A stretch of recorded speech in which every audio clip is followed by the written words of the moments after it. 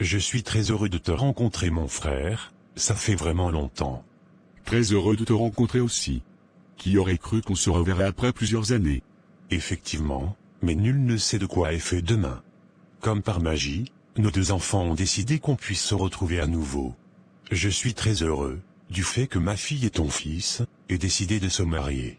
Tu es mon ami, je te fais confiance et je sais que ma fille sera dans de bonnes mains.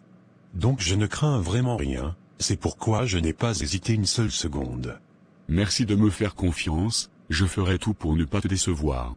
Ne t'inquiète pas, je le sais, tu es un homme de confiance et de parole. Depuis nos années d'études, tu m'as toujours inspiré confiance, même quand nous avons occupé de grands postes dans ce pays, cela a toujours continué.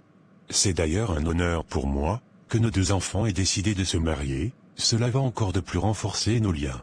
C'est réellement une bonne chose, d'autant plus nous nous connaissons déjà. Exactement, c'est une bonne chose, et j'en suis très ravi. Mais il y a un petit problème. Quel est le problème? C'est ta femme, puisqu'elle n'aime pas du tout ma fille, et cela me laisse dubitatif. Tu n'as pas à t'inquiéter, j'ai réglé ce problème, c'est d'ailleurs elle qui a demandé à mon fils d'épouser ta fille. Elle a même donné son accord, donc tu n'as pas à t'inquiéter. Je prends l'engagement que tout se passera bien, tu n'as rien à craindre, tu peux me croire. Je te crois mon ami, c'était juste pour souligner ce petit problème, sinon tout va bien.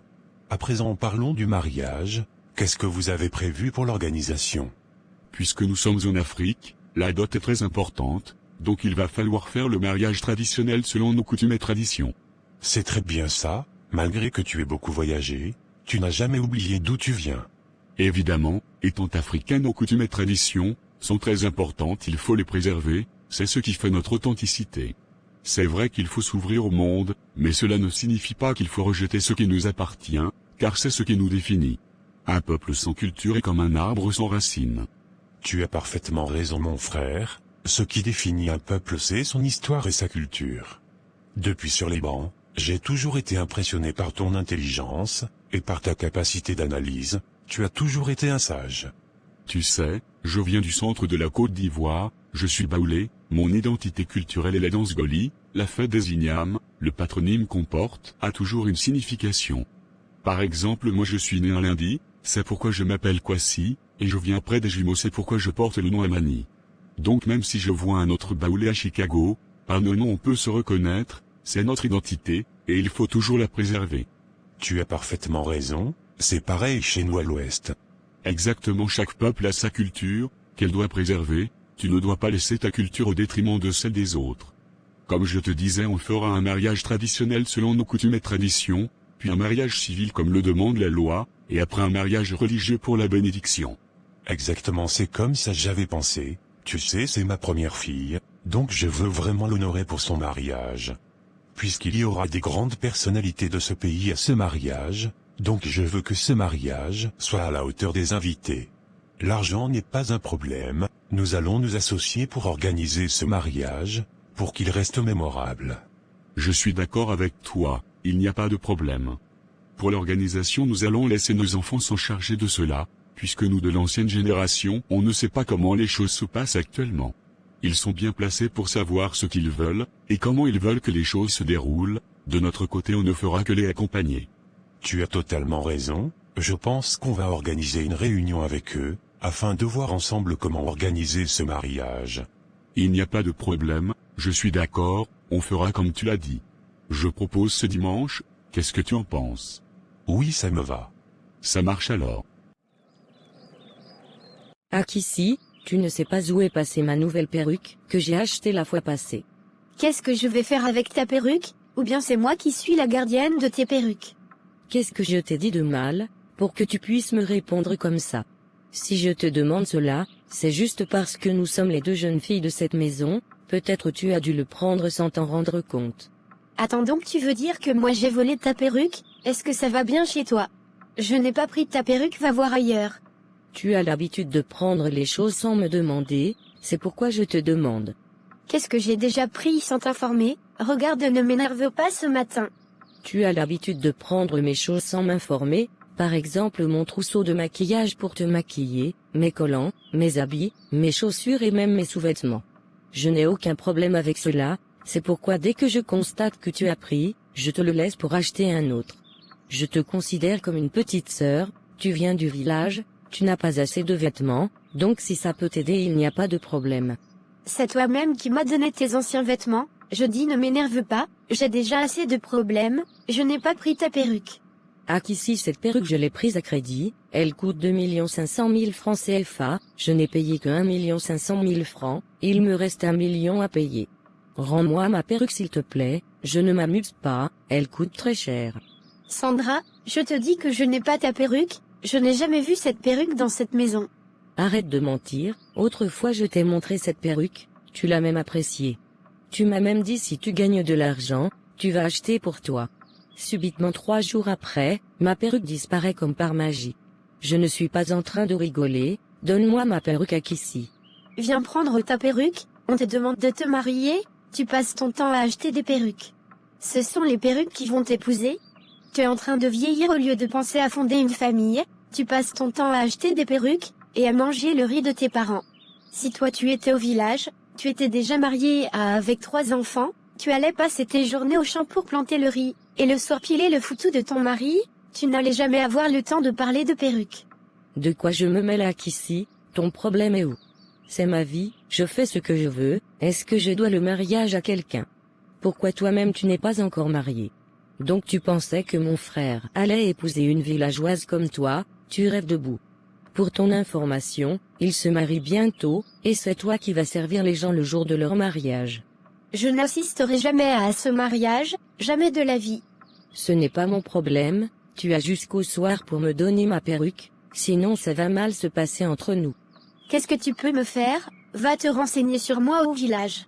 Même les hommes je les frappe, ce n'est pas toi que je vais rater, si tu te places devant moi, je vais te casser en deux. Faut te méfier de moi, ce n'est pas parce que je ne parle pas que j'ai peur de toi. Je sais labourer au champ, semer du riz dans le bas-fond, toi tu ne peux pas faire cela, j'ai une force brute, je ne suis pas comme un poulet de chair comme toi, faut te méfier de moi dans cette maison, je n'ai rien à perdre. De toute façon, j'attends maman pour tout lui expliquer. Fais comme tu veux, je m'en fous. Tu vois ce que tu as créé dans cette maison. Lorsque je suis rentré, j'ai trouvé Sandra et Akissi, qui étaient en train de se disputer. Sandra accuse Akissi d'avoir pris sa perruque, et ça s'est transformé en dispute. Tout ça c'est de ta faute, tu ne comprends jamais ce qu'on te dit, tu fais toujours à ta tête. Comment tu vas gérer cette Akissi? Qu'est-ce que j'ai fait de mal? Je voulais que Junior l'épouse, si cela n'a pas marché, c'est une orpheline, je veux l'aider, c'est pourquoi elle est ici à la maison. Entre les jeunes filles, il y a toujours des problèmes, ce n'est pas nouveau, elles finiront par s'entendre. Je veux la paix dans ma maison, ramène cette petite fille au village pendant qu'il est encore temps. Sinon en cas de problème, tu seras la seule responsable. Quoi si pourquoi tu es méchant comme ça? Une petite orpheline qui n'a plus personne dans la vie, tu veux que je la ramène au village. Pourtant si elle reste ici à Abidjan, elle peut mieux s'en sortir, elle a commencé à apprendre un métier, et à faire des cours du soir. Elle aime tout ce qui est en rapport avec la beauté, donc elle apprend la coiffure et le maquillage. Dans quelques années, elle pourra ouvrir son institut de beauté, et elle sera une grande dame. S'il te plaît ne brisons pas le rêve de cette jeune fille. J'ai fini de parler, un jour tu me donneras raison. De toute façon, tu finis toujours par me donner raison. Quoi si j'ai l'impression que tu n'aimes pas les membres de ma famille, pourtant quand ce sont les membres de ta famille, tu ne trouves aucun problème. Tes neveux que tu passais ton temps à payer leurs études, où ils sont aujourd'hui. Moi je veux juste aider la fille de ma défunte camarade, et ça devient un problème. Pourtant je ne me suis jamais opposé à ce que tu aides les membres de ta famille. Tu fais comme si c'est seulement les membres de ma famille que j'aide. Combien de membres de ta famille j'ai aidé à avoir du travail, à intégrer la fonction publique, à intégrer la police ou la gendarmerie. J'ai même payé les études de certains, aidé tout ton village, tu ne me diras pas le contraire. Ce que je déplore ici, c'est le fait que cette fille habite dans cette maison, je ne sens pas vraiment le truc. S'il te plaît quoi si laisse cette petite fille tranquille, si ta fille acceptait de se marier, tout ceci ne serait pas arrivé. Tu oublies que ma fille elle est chez elle, c'est ici la maison de son père, tu veux qu'elle parte où? C'est très bien, continue à gâter cette fille.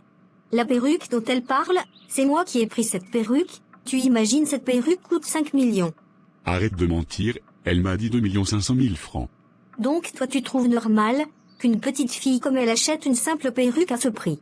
Elle fait qu'elle travaille pour pouvoir s'acheter cette perruque. Tu passes ton temps à lui donner de l'argent pour qu'elle gaspille. La fois dernière tu lui as acheté une nouvelle voiture, pourtant son ancienne voiture est encore en bon état. Avec tout ça, pourquoi tu veux qu'elle se marie? Continue à la gâter.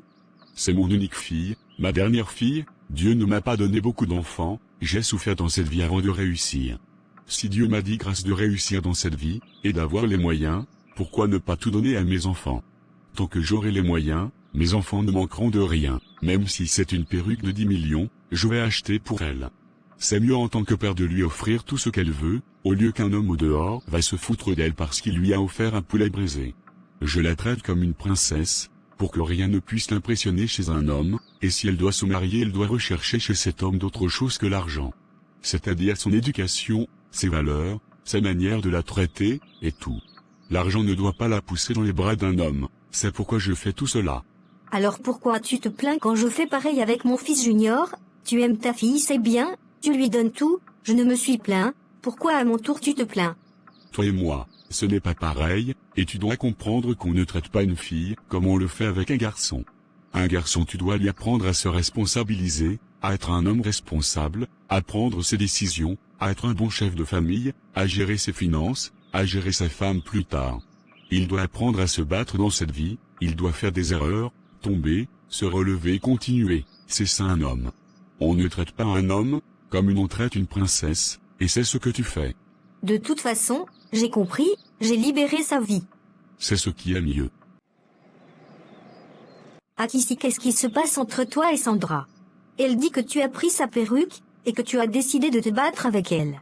Je t'ai toujours dit qu'ici c'est à Abidjan, on n'est pas en brousse, pour se battre comme des animaux.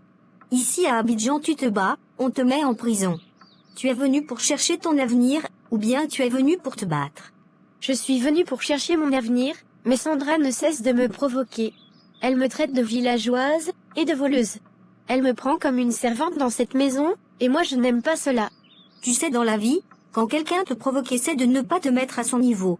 Tu sais pourquoi tu es venu à Abidjan, reste concentré sur ton objectif. Quand tu allais me prendre au village, tu m'as dit que c'était pour épouser ton fils, je n'ai plus épousé ton fils. Donc qu'est-ce que tu veux alors? Tu veux que je te ramène alors au village? Si c'est ce que tu veux, il n'y a pas de problème, je peux le faire. Non, ce n'est pas ce que je veux rester ici à Abidjan. Alors ne me crée pas de problème, je vais aussi en parler à Sandra, vous êtes comme des sœurs, vous devez apprendre à vivre ensemble. De plus, sache que tu n'es pas une servante dans cette maison, on a déjà une servante, donc tu n'es pas obligé de travailler, elle est payée pour cela. D'accord, j'ai compris. Je veux juste la paix, dans cette maison c'est tout, ne me faites pas trop parler, c'est tout ce que je vous demande. C'est moi qui ai pris la perruque de Sandra, je vais la lui rendre. C'est ce que je lui disais. Je lui disais que ce n'est pas moi qui ai pris sa perruque, elle refusait de me comprendre. Ne t'inquiète pas, je vais lui parler, ce que je vous demande c'est juste de vous comprendre. J'ai compris, maman.